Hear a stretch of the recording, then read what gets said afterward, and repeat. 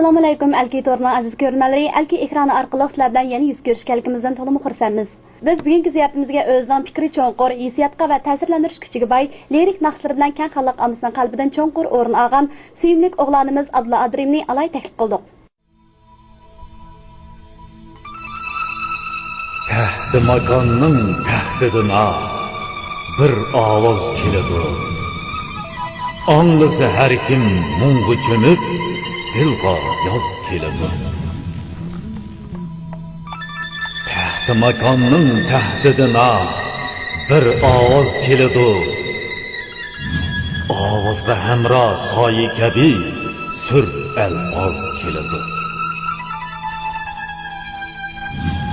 Bassa uzoq yo'l majnuniday mashg'u zilola bahri duqumning sayli qilib ol tannoz keladi.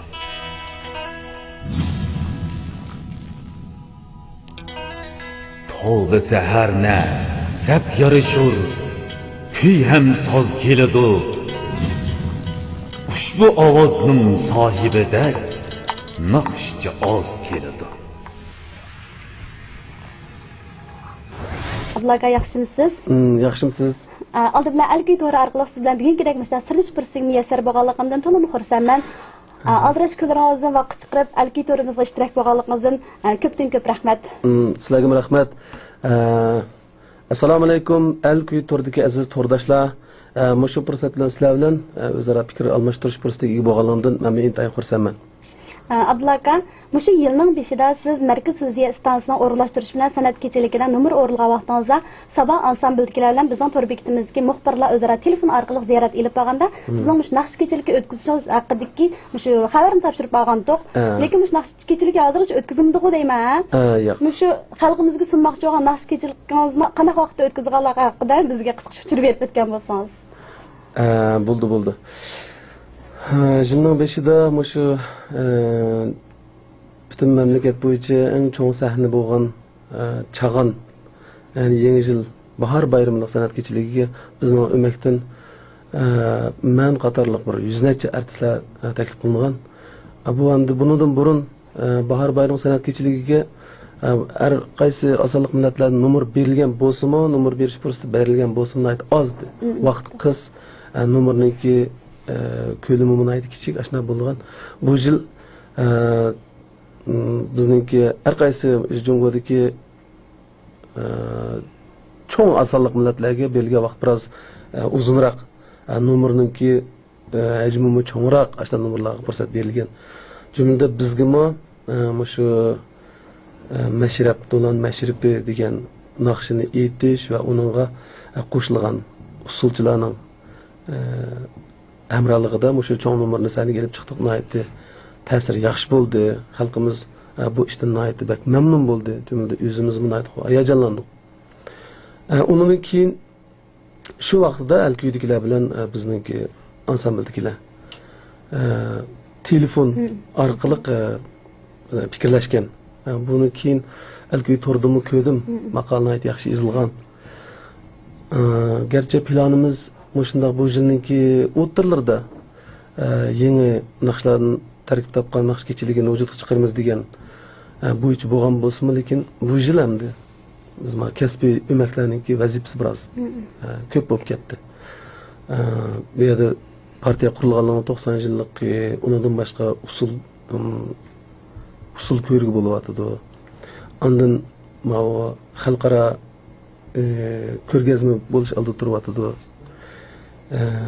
Shunga o'xshash nurg'un vazifalar. Undan sirt bizningki ansamblimizning yozda shu tuvallarga tushib o'yin qo'ydigan, tuvanlik xalq ommasi bilan bevosita ko'rishadigan, yuz ko'rishadigan vazifalarimiz bor. Shu ishlarni oqadan kelgan bo'lg'achqa bizning planimiz oqsiz surildi. Yana shu o'yin qo'yish ishlari bilan shug'ullandik, biroq o'zimiz plan qilgandek yangi naqshlarni tarkib topgan naqsh kechiligimizni vujudga chiqaramadik. Lekin bu ish davomlashyapti. Bu qatim o'tkazmoqchi bo'lgan naqsh kechiligimiz yillarga qaraganda saviyani texnik yuqori ko'tarib xalqning kutgan yerdan chiqamiz deganmiz. Shunda bir umid orzular bilan mangan bo'lg'achqa tayyorlik vaqti biroz ko'p bo'lgani yaxshi o'zimiz uchun. hozirgacha repetitsiya davomlashyapti.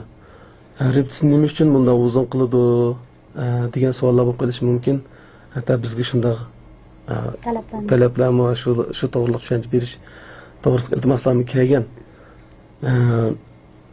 Bu yilmi biz shu sahanda o'rinlanmoqchi bo'lgan naqsha, muzika hammani naq maydonda urilmoqchi, muzikami naq maydonda chelindi, naqshimi ham shunday. Bu yil talablar texmi qattiq, artistlar sahnada ilib olgan ish faoliyatining hammasi chin va haqiqiy bo'lishi kerak degan. Qo'ygan o'lcham yuqori. Bu yil texmi chin tutyapti. Biz ma kasbiy o'makdikilar bu ishga alayda astoydil boshqalar qaragan texmi astoydil muomala qilmasak bo'lmaydi. O'zimizning xalq bilan bir navbat bevosita alınmış fursatimizni qo'ldan bersak-mi bo'lmaydi. Shu kuniki kechilikda bizning qizg'in qo'llovchilarimiz bilan tabiiy va haqiqiy hissiyat almashdi bo'lamiz degan shunday bir orzu bilan biz tayyorlikni puxtaroq qilyapmiz. Buningdan nurg'un yana qiyinchiliklar bor. Iqtisodiy qiyinchiliklarmi, buningki muhim halqa. Undan boshqa shu texnik masalalarni hal qilish muhim halqa. Masalan, naq maydonda bundan burun tayyorlangan kechiliklarni suratga olsak bo'ladi. Chunki ovoz oldin tayyorlangan bo'ladi. Bundaq kechilikda ovozmi naq maydonda ovozga ilinadi. Suratmi shunda. Buningda ishning salmoqi ig'ir, texnik talab yuqori. Shuni mush masalalarni biz naqsha muzikalarimizni repetitsiya qilgach, mush texniklik masalalarni hal qilishni yana bir tarafdan sinoq qilib beryapmiz. Bizning doiramizda, bizning Shinjongda bu ish bir qatim bo'lgan. Ya'ni 95-yillar, 96-yillar men Pezvat qatorliq rayonlardagi ofatga uchragan xalq ommasiga iyon to'plashni o'tkazgan naqsh kechiligida sahnada suratga ilingan ovoz bilan maydonga ovoz elinib kirishtirilgan. Shu chog'ning texnikasi bo'yicha unum yaxshi bo'lgan. Endi xalq ommasi biladi-ki buni uchun mayli naq maydonda biroz ovozda egizpas chiqib ketib qolsin yoki to'liq ilinmay qolsinmi, naq maydonning hissiyotiga hech nima yetmaydi deb. Bunimi angluvchilar, ko'rguvchilar aytdi, unga to'g'ri baho beradi-ki. Bevosita almish degan boshqa narsa. Shu chog'da shunaqa bo'lgan. Undan keyin asosan tayyorlangan naqsh muzikalar suratga ilingan. Ammo qatim yana bir qatim shu ishga cho'ng sinoq olib beryapmiz. Menimcha cho'qim yaxshi bo'ldi. Vaqtiga kelsak endi shu oldimizdagi aldirashchilik 8-oy, 9-oydagi har qaysi idoramizni o'rlashtirgan faoliyatlarimiz tugagandan keyin 8-oy o'rtalardan boshlab yana biz qayta pishiqlash tushimiz bu ishni. Bizning hozirgi planimiz, farzimizda shu qurboniyatlarga to'g'ri kelib qolishi mumkin. Bizning umidimiz bu kechilikda shu qurboniyatda, arpsida yoki qurboniyat ishida bizningki tomoshabinlarimiz bilan yuz ko'rish desak deydigan arzularimiz bor. Abdulla aka, sizning kasbingizga bo'lgan tirishchiliginiz, kasbingizga bo'lgan muvaffaqiyatiniz men sizni bugünkidek katta sharafga nail qildi deb o'ylayman. Balkim sizning sahna hayotingizda siz esingizdan chiqarolmaydigan, shundaqla sizga ta'sir ko'rsatgan ma'lum bir shaxsning bo'lishi mumkin. Mumkin bo'lsa shu aslimlaringizning zarifini ekran oldidagi do'stlarimizga so'zlab bergan bo'lsangiz.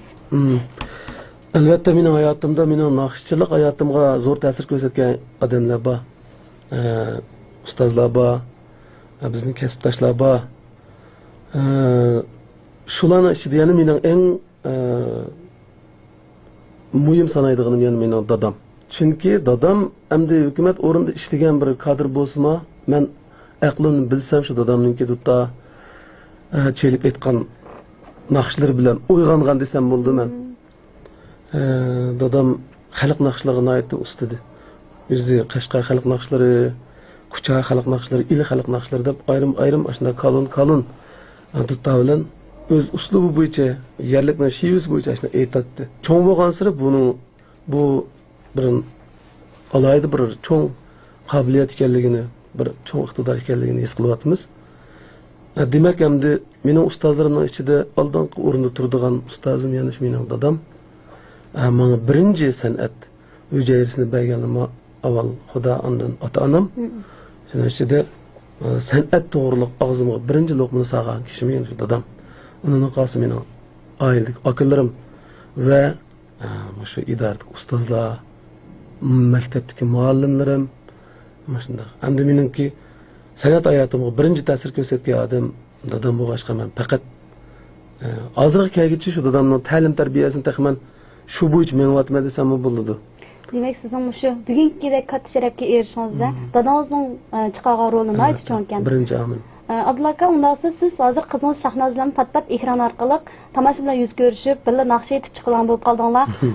Shu Shahnozni o'zingizga o'xshash yaramliq naqsh qilib tarbiyalash o'yingiz bormi qanday?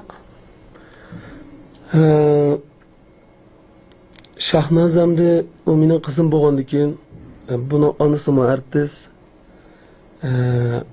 Shuni bu shunday bir afzal sharoitda tug'ildi. Shu sharoit cho'ng bo'ldi. Menimcha biz uni bu aql yetilgandan keyin qo'ldan tutib hammaga tang opirib o'gitib yurmagan bo'lsak-mi, lekin ash oiladagi shu muhit bunga qattiq ta'sir qilgan bo'lishi mumkin. Kichik vaqtida bak o'zini erkin qo'yib usul o'ynab naqsh etib yurgan keyin aql kirgandan keyin qizg'algandan keyin uni aytib tortinchoq bo'ldi ekan. Ammo bevosita o'zining orzu armonlarini deb bo'lolmaydi. Biroq ona so'zlar ko'p ma'noda shu orqali buningda shunday bir naqsha muzikaga bo'lgan kuchli ishtiyoqning borligini o'zim bayqab qoldim. Ammo o'yladim, men bu kichik vaqtim bo'lganmi shu balada. Dadamning onamning oldida shunchalik erkin o'zimning arzuyim bo'yicha naqsh etqim kelsa naqsh etib, muzik chalg'im kelsa muzik chalib, shularningki paplishi bilan, qo'llashi bilan ota-ona deganninki siz farzandingiz qanchalik qobiliyati bo'lsa shuni ko'ptirib shuni rag'batlantirishga o'sha aram turadigan gap ekan. Chunki farzand o'ylab baxsam shu chaqda meningki mayli qobiliyatim yetarlik bo'lsin bo'lmasin, dadam bilan onam va urug' tuqqanlarimning mening o'sha kichkina ko'ringan bir natijamni ko'tirib el jamoatga ko'rsatib, urug' tuqqanlarga ko'rsatib, jut birodarlarga ko'rsatib qilgan ishlarim menga nihoyat zo'r ilhom bo'lgan. Shuni o'ylab yetib, buning bu qinida bor bo'lgan, oiladagi afzal sharoitda yetilgan bir orzular bo'lsa, uni bo'g'ib qo'yishni toza yaxshi ish emasligini bayqab. Endi hozir bu bola ozroq aql yetilgandan keyin ancha-muncha yetaklab shu orzularga yetsak, bu bolalikdagi, yoshlikdagi orzularni qando'sam menga xo'sh bo'ladi. Bu birinchi o'ylig'im. Ikkinchisi endi u qizning ovozini aytish siliqga. Mening tajribamga asoslanganda ovozning siliqligi sizning naqsh etadiganligingiz, ayolingizning naqsh etadiganligi bilan munosabatlikmi yoki? Buni avval Xudoyim bergan tabiiy sharoit. U ovoz pardasidagi gap. Ersiyatganda bu bir. Bu irsiyatla munosabatli bo'lishi mumkin. Avval shu tug'ilganda bo'lgan bir afzal sharoit bo'lish kerak. Ya'ni ovoz pardasi yiqishliq ovoz tovush chiqara oladigan bir ovoz pardasiga ega bo'lish kerak. Buni odam belgilayolmaydi. Buni biz belgilayolmaymiz. Undan keyin unda shu naqshiga bo'lgan o'tdak bir qizg'inlik bo'lish kerak. Yengilmas, uzilmas o'tdak bir qizg'inlik yurgida kuyish kerak. Bu ikki shart hozirlangandan keyin andan unda taraqqiy qilishga mos keladigan aql idrok bo'lish kerak. Ammo qolgan shartlar bu naqshilikqa bo'lgandan keyin asta-asta oldiga qo'yiladigan talablar. Masalan, odamiylik, atrofga yetilish,